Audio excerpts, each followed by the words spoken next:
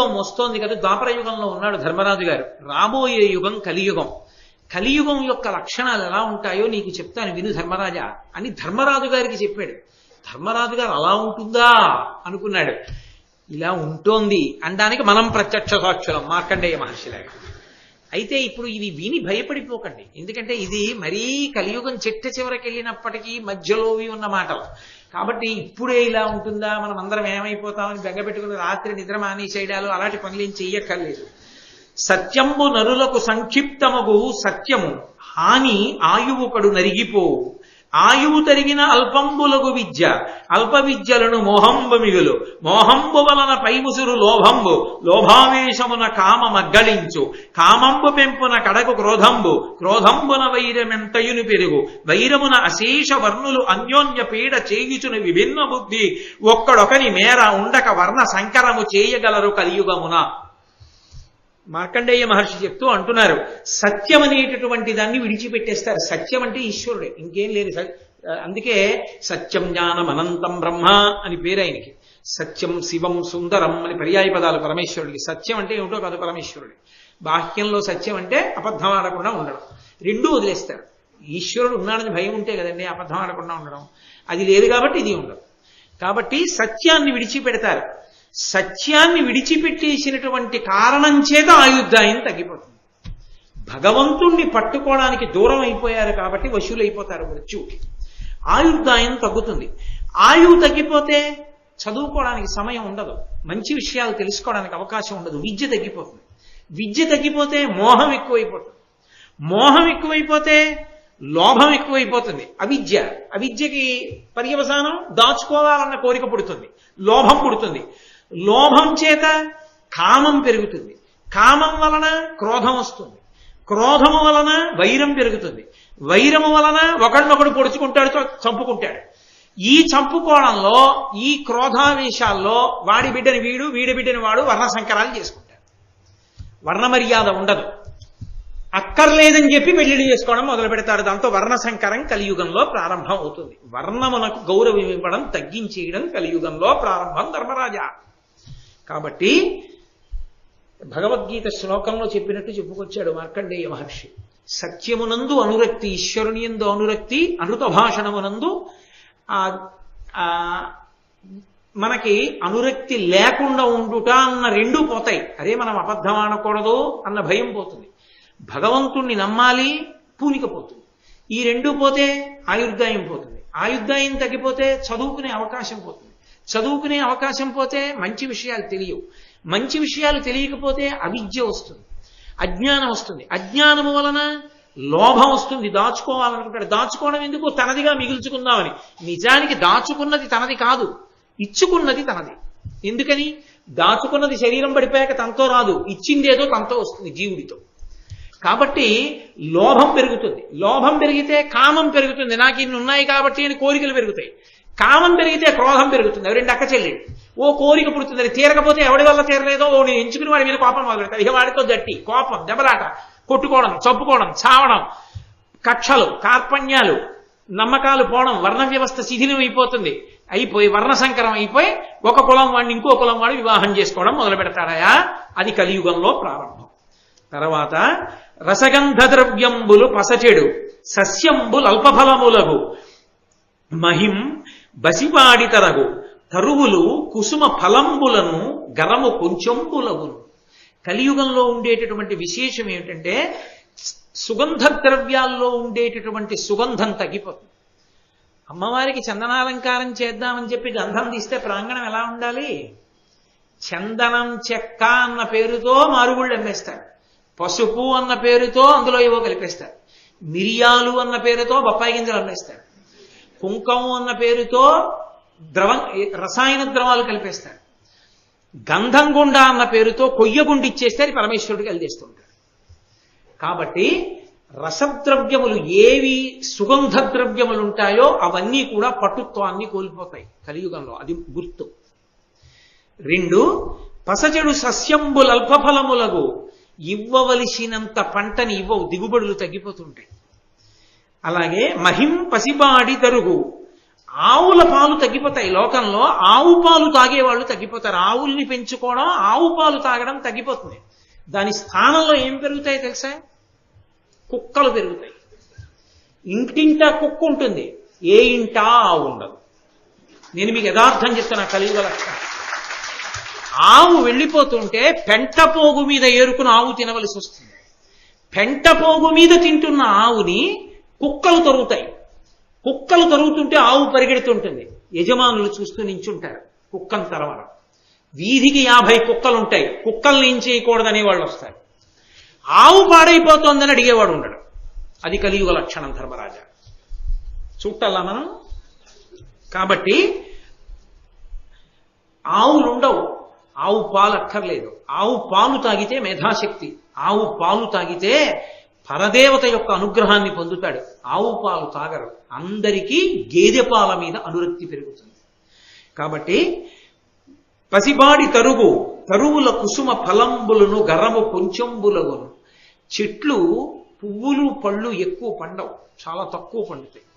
వసంత ఋతువు వచ్చిందనేటప్పటికీ మామిడి చెట్లకి కాయలు ఇలా వేలాడిపోతుండేవి. అసలు పూత మీద ఉండగానే ఓ రోజు రాజమండ్రి, ఓ రోజు పిఠాపురం, ఓ రోజు తుని, అలా గాలివానలు వచ్చి ఉన్న పిందెలన్నీ ఊడిపడిపోతుంటాయి.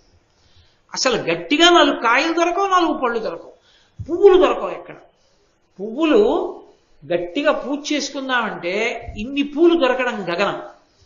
ఇంకా విచిత్రం ఏమిటంటే, ఎవడైనా పూల మొక్క వేసుకుంటే పొరపాటున ఆ పూల మొక్కకి పూసినటువంటి పువ్వుని చూసే అదృష్టం యజమానికి ఉండనే ఉండదు. ఎందుకంటే మార్నింగ్ వాక్ అని పేరెట్టుకుని ఓ ఊచ, దానికి ఓ ఒంపు, ఓ ప్లాస్టిక్ కవరు పట్టుకుని చీకట్లో బయలుదేరుతాడు. ఏమిటి వాడి మార్నింగ్ వాక్ అంటే, ఆ మొక్క వేసుకున్న యజమాని కొమ్మలు పైకి ఉంటే పువ్వు, వీడి చెట్టు కాదుగా, వీడు పోయలేదుగా నీళ్లు, వీడిని జుత్తట్టుకు ఉంచితే తెలుస్తుంది వాడికి ఆ బాధ ఏమిటో. ఆ పైన ఇలా వేసి ఆ అంచు కొమ్మని కిందకి లాగేసి పళ పళ కొమ్మలు విరిగిపోతుంటే తెల్లవారకట్లా పువ్వులు కోసుకుని ప్లాస్టిక్ కవర్లో వేసి పట్టుకెళ్ళి ఈశ్వరుడికి పూజ చేస్తే ఎన్ని ఇళ్లలో దొంగతనం చేసి చెత్తెవరా అని పొంగిపోయి వీడికి వరాలు ఇస్తారు. కాబట్టి చెట్లకి పువ్వులుండవు, చెట్లకి కాయలుండవు, ఆ రోజులు వస్తాయి. పితృదైవత కార్యంబుల ఇతరేతర భక్తుల కుదురు. నేను యథార్థంగా చూశానండి ఈ విషయం, యథార్థంగా చూసా. ఒకసారి పితృదేవతలకి పెట్టవలసినటువంటి పిండాలు, ఒకడికి పెట్టవలసిన పిండం ఇంకొకడు తినేయవలసిన అవసరం వస్తుంది. నేను ఒకసారి గై వెళ్ళాను. వెడితే గైలో పిండాలు వండి ఇస్తూ ఉంటారు. ఒక ఆయనకి ఇచ్చారు. ఆయన ఏదో సంకల్పం చెప్పాడు. చేతిలో ఎప్పుడు అంతఃశత్రువు ఒకటి ఉంటుంది కదా, సెల్ ఏదో మోగింది.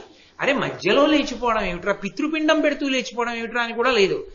ఆ ఫోన్ మాట్లాడడానికి వెళ్ళాడు. ఆవిడ దేనికో లేచింది. ఇంకొక ఆయన వచ్చి ఈ పిండాలు పట్టుకెళ్ళి ఆయన పెట్టేసుకున్నాడు. అంటే వీళ్ళ నాన్న తినగా మిగిలిన వాళ్ళ నాన్న తినేసాడు. అది చెప్తున్నారు, కలియుగంలో పితృపిండాలు అలా పెడతారు. ఏమీ శ్రద్ధ ఉండవు, పితృపిండాలు అలా పెడతారు. ఇంకా విచిత్రం ఏంటంటే, ఎల్ల ఎడల కుచ్చిత దీశ పాత్ర ప్రతియు వర్తించు. అది దేవాలయమా లేకపోతే తద్దినం పెడుతున్నాడా, మనం ఏ కార్యం మీద ఉన్నాం, ఎందుకు వచ్చాం, దాంతో సంబంధం ఏమి ఉండదు. దానికి విరుద్ధమైన పని ఏమి ఉంటుందో చేస్తుంటారు. చూడ్డానికి అసహ్యం వేస్తుంది. చెప్తున్నా నాకే రాదా? కాబట్టి ఎక్కడ ఎలా ఉండాలో అలా ఉండరు. ఓ పార్క్కి వెడితే చిన్నపిల్లలు అట్టుకుని వెళ్ళాలి. ప్రవచనాలకి ఎందుకు ముందరా? వాళ్ళు అరవరు, వాళ్ళకి ఏం తెలుసు పాపం, వాళ్ళు పసిపిల్లలు. ఎవరికి ఉండాలి ఆ బుద్ధి? పెద్దవాళ్ళకు ఉండాలి. అది ఆలోచన లేని వాళ్ళు సభలకు వస్తుంటారు. ఎక్కడ ఎలా ఉండాలో అలా ఉండరు. ప్రవచనం జరిగే చోటికి సెల్ ఫోన్, దాన్ని సైలెంట్లో పెట్టుకోవడం చేత కాదు, ఉండకపోతే అవమానం. ఉండాలి, మోగాలి, 10 మంది చూడాలి, సిగ్గు ఉండదు. కాబట్టి ఎక్కడ ఎలా ఉండాలో అలా ఉండని వాళ్ళందరూ చేరుతుంటారు. దాని గౌరవాలు నిలబెట్టారు. కాబట్టి అలా ఉంటారు. చిట్ట చివరికి ప్రతితీయ వర్తించు దైవ పైతృక విధులన్. అది దేవాలయ ప్రాంగణం. మనం వెళ్ళింది, అక్కడికి వెళ్ళినప్పుడు మనం ఇలా వెళ్ళాలనేటటువంటి ఇంగిత జ్ఞానం ఉండదు. గుళ్ళోకి చెప్పులేసి వెళ్ళిపోతారు, గుళ్ళల్లోకి బొట్టు లేకుండా వెళ్ళిపోతారు. అరే మనం ఈ ప్రాంగణానికి వెడుతున్నాం, ఇలా వెళ్ళకూడదన్న నియమాన్ని పాటించేవాడు ఉండడయా? ఒక ఇంటెన్సివ్ కేర్ యూనిట్లోకి ఇప్పుడు రావద్దు ఈ సమయంలో తప్ప అంటే వింటాడు. ఆఫీస్లోకి ఈ టైంలో తప్ప విజిటింగ్ అవర్స్ లేవంటే ఊరుకుంటాడు. ఒక డాక్టర్ గారి అపాయింట్మెంట్ ఇప్పుడు లేదంటే ఊరుకుంటాడు. భగవంతుడి దేవాలయంలోకి మాత్రం వాడి ఇష్టం వచ్చినట్టు లోపలికి ఎడతాడు. నేను ఎన్నో సందర్భాల్లో చూసా, పెంపుడు కుక్కలతో గుళ్ళల్లోకి వెళ్తుంటారు. ఎంత దోషం! కాబట్టి అలా అయిపోతుందా, అది కలియుగ లక్షణం. నేను ఎవరినో విమర్శిస్తున్నానని మీరు అనుకోవద్దు, నేను యుగ లక్షణాన్ని చెప్తున్నాను. బహుశా ఇవాళ నేను ఇది చెప్పాలని ఇలా ఉంది నాకు, అన్ని అలాంటివి కనబడ్డాయి. కాబట్టి అరులు మిగలగొని రాజులు నరులకు ఎంతయును భయమునర్తురు, ధరణీసురులు గడగి వాణిజ్యము గరిశనమును చేయగలరు కలియుగ వేళన్. రాజులు నిర్భయంగా ప్రజల సొత్తుని వాళ్లే దోచేసుకుంటారు. దోచేసుకుని ప్రజలు భయపడేటట్టుగా వాళ్ళు పరిపాలిస్తుంటారు. భయపడే వాళ్ళు ఎవరు ప్రభువులకు అంటే ధర్మమునందున్నటువంటి పిరికి ప్రజలు భయపడతారు. దోచుకునే వాళ్ళు ప్రభువులకి సన్నిహితులు ఉంటారు. అయి దోచుకునే వాళ్ళు దోచుకుంటూనే ఉంటారు. ఆఖరికి ధరణీసురులు కడగి వాణిజ్యము గరిసన, మన బ్రాహ్మణులు వ్యాపారాలు మొదలు పెడతారు. మొదలుపెట్టి బ్రాహ్మణుడు వర్తకం చేసుకుంటూ ఉంటాడు. బ్రాహ్మణుడు వేదం చదువుకోడు, వదిలిపెట్టేస్తాడు. అనుష్ఠానం చేసుకోడు, మంత్రజపం చేసుకోడు, అన్నీ వదిలిపెట్టి వ్యాపారం చేసుకుంటాడు. అది కలియుగ లక్ష్యం. చేయగలరు కలియుగ వేళన్. అలాగే పాషండ దర్శన బహుళంబులయ్యడు వర్ణాశ్రమంబులు వసుమతీశ, తవిలి శరీరంబు దద్దయుబ్రోతురు పుణ్య ఫలంబులు బొంకులనుచు, కాలంబుతో కూడా కలుగవు వానలు పొల్లులై బీజములు ఒలిసిపోవు, క్రయ విక్రయంబుల కపటంబు తరచకు కడగి ఇల్లడ సొమ్ములడచికొండ్రు, సాధుచరితులైన జనులు దుర్గతుల రోగముల తెగులురు, అల్పకాలమునన పాపవరులు అగ్గు పరమాయువునను అరోగతయు సిరియు పొందగాంతురెండు. ఎవడ్రా వేదం గురించి చెప్పింది? ఆ వేదం అవన్నీ ఉండవండి. ఓపిక ఉన్న కాడికి చేస్తామన్న వాళ్ళు ఎక్కువైపోతారు. అది విచిత్రం. బతికున్నన్నాళ్ళు వేదధర్మాన్ని నమ్మాలరా అనరు. ఓపికున్నంత వరకు అన్న మాట ఒకటి వస్తుంది కొత్తగా. ఓపికున్నంత వరకే ధర్మాన్ని పాటించు అంటే, నీకు ఎప్పుడు దాని మీద విసిగొస్తే అప్పుడు నువ్వు నాకు పసగట్లేదని వదిలేయచ్చు అని చెప్పేవాళ్ళు వస్తారు. అందుకని వర్ణాశ్రమములు నిలబడవు. శరీరము తవిని శరీరంబు తద్దయు ప్రోతురు పుణ్యఫలంబులు బొంకులనుచు. ఎవడు చెప్పాడు ఉపవాసం చేయమని? ఉపవాసము చేయనక్కర్లేదు అని చెప్పేవాళ్ళు ఎక్కువైపోతారు. ఎవడు చెప్పాడు ఆచారం అని చెప్పేవాళ్ళు ఎక్కువైపోతారు. ఎవరు చెప్పారు ఈశ్వరుడికి నైవేద్యం ఈశ్వరుడికి వండి పెట్టాలని? స్వీట్ స్టాల్లో ఓడి కొనేసుకోగా మిగిలిన కాజాలు తెచ్చి నైవేద్యం పెట్టించని చెప్పేవాళ్ళు వస్తారు. కాబట్టి ఇలాంటివన్నీ ప్రబలిపోతాయి లోకంలో. ఎక్కడ ఆచారం అన్న మాట ఉండదు. పుణ్యఫలాన్ని సంపాదించుకోవడానికి శరీరాన్ని కష్టపెట్టరు. ఎవరు ఆచారాన్ని పాటించడానికి కష్టపడరు. ఎవడు పడతాడు ఇవన్నీ అంటారు. వదిలిపెట్టేసి శరీరం సౌఖ్యంగా ఉంటే చాలు, అన్నీ అయిపోవాలి. శరీరం సుఖంగా ఉండాలి, పుణ్యాలన్నీ వచ్చేయాలి. అలాంటి కొత్త కొత్త మార్గాలన్నీ లోకంలోకి రావడం మొదలు పెడతాయి. దానికి తోడు కాలంబుతో కూడా కలుగవు వానలు. పడవలసినప్పుడు వాన పడదు, పడకూడనప్పుడు వాన ఆగదు. అలాగే పుల్లులై బీజములు ఒలిసిపోవు. వ్యవసాయదారుడు విత్తనాలు అనుకుని వేస్తాడు, ఒక్క విత్తనం మొలకెత్తదు, అవన్నీ పుల్లు విత్తనాలే. అలాంటివి బయలుదేరుతాయి లోకంలో. క్రయ విక్రయంబుల కపటంబు తరచగో. అమ్మకంలో కొనుగోల్లో రెండిటిలోనూ మోసానికే ప్రాధాన్యం ఉంటుంది తప్ప త్రికరణ శుద్ధిగా వ్యాపారం చేస్తే నువ్వేం పైకొస్తావనేటటువంటి వ్యాపారాలే తయారవుతాయి. వ్యాపారం అంటే గడుసుతనమే. వ్యాపారం అంటే వ్యాపారంగా ఉండదు ఇహ కలియుగంలో. గడుసుతనం ఉన్నవాడే వ్యాపారం. మోసం చేస్తేనే వ్యాపారం చేయగలుగుతాడు. కడగి ఇల్లడ సొమ్ము లడచికొండ్రు. దోచుకుంటారు ఒకళ్ళొకడు. ఎవడికి ఎక్కువ మోసం చేయగలిగితే వాడు ఎక్కువ సంపాదించుకుంటాడు. సాధుచరితులైన జనులు దుర్గతుల రోగముల తెగుదురు. ధర్మాన్ని నమ్ముకున్నటువంటి వాడు దీర్ఘాయుష్మంతుడు కాడు. తక్కువ ఆయుర్దాయంలోనే రోగంతో శరీరం వదిలిపెట్టేస్తాడు. అన్నీ ఇప్పుడే అన్వయం కావని చెప్పాను మీకు నేను. ఇవన్నీ కొన్ని కలియుగాంతమనందు వచ్చేవి. అందుకని కంగారు పడిపోయి అయ్యి బాబాయ్ వద్దు, మనకి పుణ్యం వద్దు, ధర్మం వద్దని నిర్ణయాలకు రాకండి. అల్పకాలమునన పాపపరులు అగ్గు పరమాయువును అరోగతయు సిరియు పొందగాంతురెండు.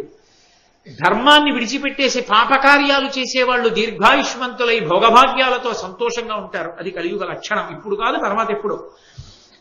వనితా దుర్బల దీన బంధుజన సర్వస్వాపహారు సుహృజ్జన మాతా పితృపుత్రు హంతలు ఎదృచ్ఛా కర్మశీలుర్ ధరం జన సంపూజితులై చరింతురు వినష్ట శ్రీకులై విప్రులా జనులంచేరి పరిగ్రహించ దరవజ్ఞా పూర్వ దుర్విత్తముల్. లోకంలో నిర్భయంగా తల్లిని చంపేసేవాడు, తండ్రిని చంపేసేవాడు, బంధువుల్ని చంపేసేవాడు, బిడ్డల్ని చంపేసేవాడు, ఎవణ్ణి ఎంత మోసమైనా చేసేసి వాడిష్టం వచ్చినట్టు వాడు ప్రవర్తించడమే తప్ప వాడి ప్రవర్తన ఒక శాసనానికి ఒక శాస్త్రానికి కట్టుబడినటువంటి జీవితం గడిపేటటువంటి వాళ్ళందరూ లోకంలో పెద్దవాళ్ళని కీర్తింపబడడం మొదలు పెడుతుంది. ఏ విధమైన సిగ్గు లజ్జ లేకుండా బ్రాహ్మణులు వెళ్ళి ఆశీర్వచనాలు చేసి మరీ డబ్బులు తెచ్చుకుంటారు. కోరి కోరి వెళ్ళి ఆశీర్వచనాలు చేస్తారు. వాళ్ళు వచ్చిపోనే ఆశీర్వచనాలు అడిగితే చేయడం కాదు, వీళ్లే పెడతారు, వెళ్ళి ఆశీర్వచనాలు చేస్తారు, చేసి డబ్బు తెచ్చుకుంటారు భయపడి, రేపు వాళ్ళ వలన జరగవలసిన ఉపకారాలు జరగవని. అది కలియుగ లక్షణం ధర్మరాజా. ధరణీ రక్షణమాచరింపక నృపుల్ దర్పంబునన్ పశ్యతోహరులై సాధులదోచి చేకురు తదీయ స్త్రీధన క్షేత్రముల్ హరియింపంగలవారు దారుణతరంబై పెళ్ళు చెల్లుం పరస్పర వైరంబు ధరాతలేంద్రులకు విశ్వప్రాణి నాశంబుగన్. క్షత్రియులైనటువంటి వారు, రాజులైనటువంటి వారు భూమిని పరిపాలించారు. వాళ్ళు అన్నీ విడిచిపెట్టేసి రాజ్య పరిపాలన, బలహీనుల్ని రక్షించడం ఇలాంటివన్నీ విడిచిపెట్టేసి సాధు పురుషుల్ని దోచుకోవడానికి వాళ్ళు కూడా సిద్ధపడిపోయి వాళ్ళు కూడా అటువంటి పనులు చేయడం మొదలుపెట్టి స్త్రీని, ధనాన్ని, భూమిని, గోవుల్ని అన్నిటినీ అపహరించడం మొదలు పెడతారు. ఒకళ్ళకి వైరాలు పెరిగిపోతాయి. దానివల్ల విశ్వ ప్రాణి నాశనం జరుగుతుంది. ఎక్కడ చూసినా అభద్రతాభావమే. ఈ స్థలం నాది అని నమ్మకమే ఉండదు. ఎవడెవడికి రిజిస్టర్ చేసేస్తాడో తెలియదు. ఈ ఇల్లు నాది అని నమ్మకం ఉండదు. అద్దెకిస్తే పుచ్చుకున్నవాడు ఖాళీ చేస్తాడని నమ్మకం ఉండదు. కాబట్టి ఎవడు ఏది పొంది ఉన్నాడో తెలియదు. ఎవడు బాగా మోసం చేసి ధైర్యంగా నిలబడి కాపక్షానికి నిలబడగలడో వాడే యజమానుడు. కలియుగంలో ఆ లక్షణాలు ప్రవర్తిస్తాయి. సుతుడు అవమానించు జనకుని, పతి అవమానించు భార్య, పడతులు పతులన్ మతి ఒండురువులు మెచ్చక సతతము జరిగింతురిష్ట సంచారములన్. కొడుకు తండ్రిని అవమానిస్తాడు. నాన్నగారికి ఏదైనా తెలియకపోతే, నాన్నగారండి ఆ విషయం నాకు తెలుసు నాన్నగారండి, నేను చేస్తాను, మీరేమీ కంగారు పెట్టుకోండి, కష్టపడి పెంచారు కదా, నన్ను ప్రయోజకుణ్ణి చేశారు కదా, నేను చూస్తాను నాన్నగారండి అని ధైర్యం చెప్పడం. నీకేం తెలుసు, మీరు నోరు ముసుగు కూర్చోండి, కృష్ణారామ అనుకోకూడదేంటి, అన్నిటికీ తగుదునమ్మా అని ఇంకా సలహా చెప్తారు, మీ రోజులు అనుకుంటున్నారా అంటాడు. తండ్రిని కొడుకు అవమానిస్తాడు. పతినవమానించు భార్య నోరు విప్పితే భర్త పనికి మాలిన వాడని మాట్లాడుతుంటుంది తప్ప అసలు అలా అనకూడదు అన్న ఇంగిత జ్ఞానం భార్యకు ఉండదు. పడతులు పతులన్మతి ఒండరువుల మెచ్చక. స్త్రీ పురుషులు భార్యాభర్తలు మనసులో తన భార్య మీద విపరీతమైన ప్రేమతో తానుండడం, భార్య భర్త మీద ప్రేమతో ఉండడం ఉండదు. ఆవిడిష్టం ఆవిడిది, ఈయనిష్టం ఈయంది, అది ఎంతవరకునైనా కింద ప్రవర్తిస్తూ ఉంటారు. సతతము చెరియింతురిష్ట సంచారములను, ఎవరి ఇష్టాన్ని బట్టి వాళ్ళు సంచరిస్తారు. ఆవిడికి కావలసినట్టు ఆవిడుంది, నాకు కావలసినట్టు నేనున్నాను, అంతే రాజీ.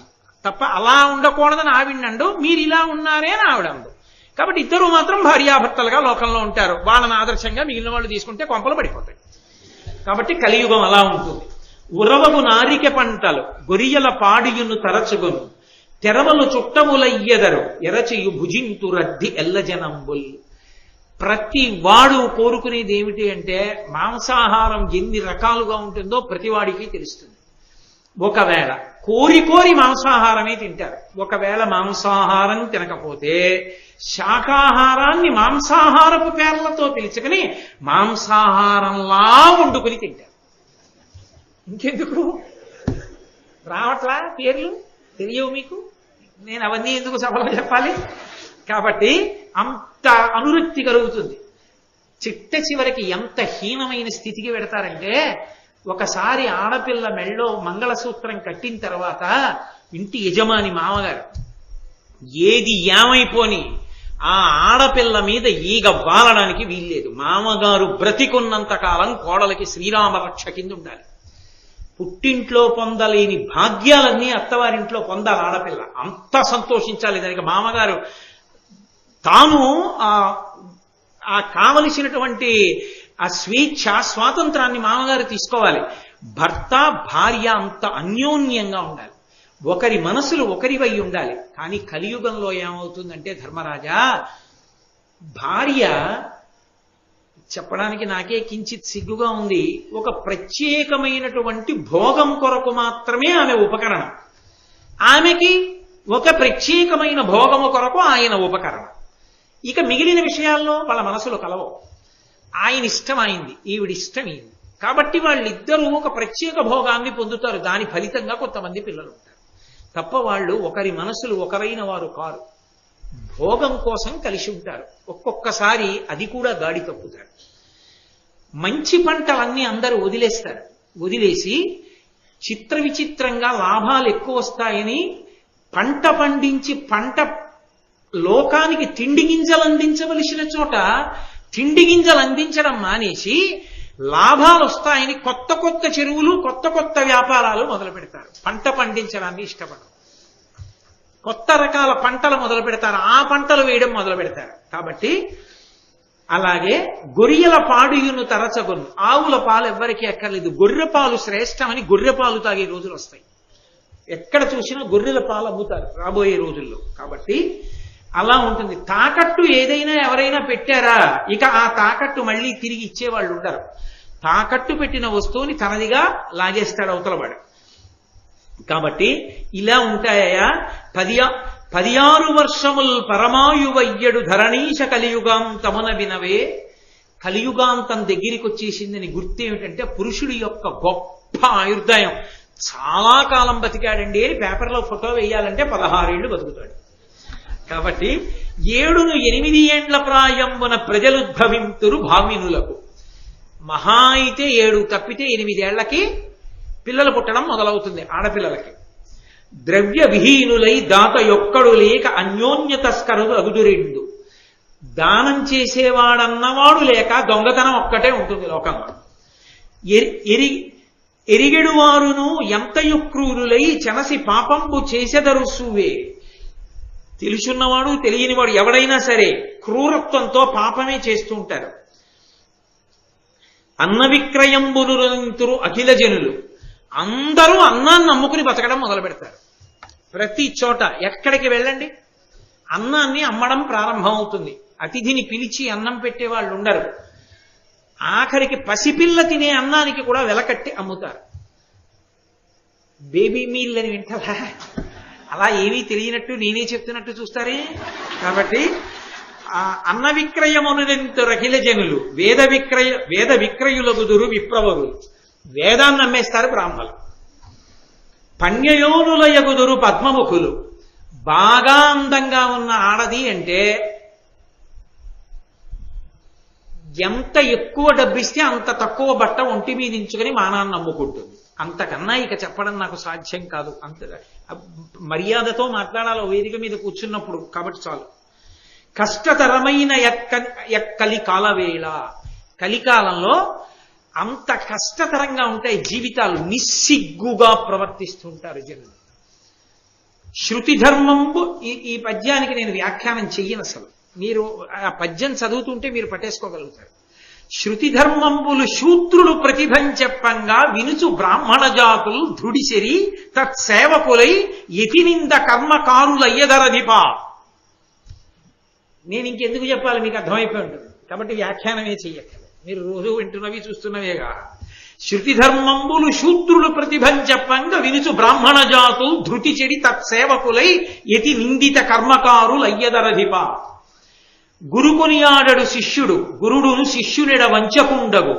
మది ఒండొరలు ఒల్లరు బంధువులు పారిబొరి గరములకు ప్రజకు పొడమును భయములు. గురువు గారిని శిష్యుడు పొగడ్డు, శిష్యుణ్ణి గురువు ప్రేమగా చూడడం. ఒకళ్ళ మీద ఒకళ్ళకి మనసులో ప్రేమ ఉండదు. బంధువులంటే ఎవ్వరికీ ఇష్టం ఉండదు.